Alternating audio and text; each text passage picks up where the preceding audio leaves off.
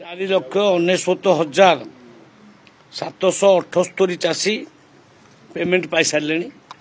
धान बिकिले एवं 26,28,228 metric ton चाउल ए धान आमे किणी सारूनी एथिपाई आमर एमएसपी जो अच्छी 2300 टंका हिसाब से 5,475 कोटी टंका पेमेंट होती एवं इनपुट असिस्टेंट जो राज्य दौची सहायता पर क्विंटाल 800 टंका हिसाब से से बाबद को 1904 कोटी टंका ऑलरेडी पेमेंट हो जाइए और तामाने टोटाल 7,379 कोटी टंका पेमेंट सरला ये हूँ वर्तमान सुधा आउ स्थिति आमर प्रोक्योरमेंट ठीक भाव चली कटनी छटनी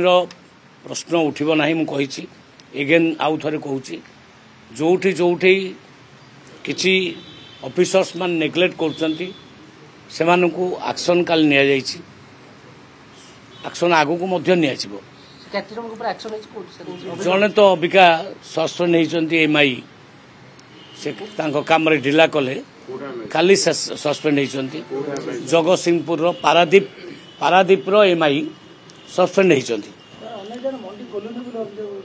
मंडी खोलुछि सब जगह मंडी खोलुछि जदि कोठी पर्टिकुलरली खोलुनी बोली मत कहे मुझे इनक्वारी करी से बाबद निश्चित भाव में कार्यकारी करूँ पेडी एनालाइजर जो सफा करने मेसीन टे सर्ट रोचे अभियोग आसुटा वास्तव सत अच्छी आम पेडी एनालाइजर मेसीन जी आनचु से सफिशिएंट नुहे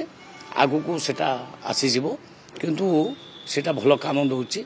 से क्वालिटी पूरा जानी जाऊँगी एफएक्यू मानटा पूरा जानी सर बालेश्वर डुंगुरा समवाय समिति खड़ा ब्लॉक रे सेठी कटनी छटनी में गोटे बड़ धरण गंडगोल से खबर आपन पाखे जोठी भी कटनी छटनी आम पाखे आउ खबर आसूची आम तुरंत एक्शन नौचु या सकाळू आसला खबर जे केन्द्रापड़ा जिले में कटनी छटनी से प्रयास कर फोन करके मना कली कटनी छटनी हम ना आवश्यक पड़े अन्य जिलार मिलर मान को आम से दबू भद्रक भी से अवस्था भद्रक किसी मिलर मान सहित सका कथबार्ता कटनी छटनी करूँ ना जदि कटनी छटनी कर असुविधा आपंकर मनरे अच्छी ताहले बाध्य होकर आम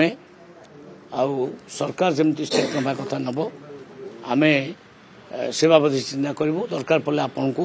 टार्गेट आम दबू ना टार्गेट पूरा कैंसल करदेबू ये अच्छी देखो मुझे आलू समस्याटा को सबुदिन पचारे किसी लाभ हम नहीं ये समस्याटा 24 वर्षर समस्या एक दिने ठीक हो समय लगे सरकार लगी से समस्या समाधान करवा।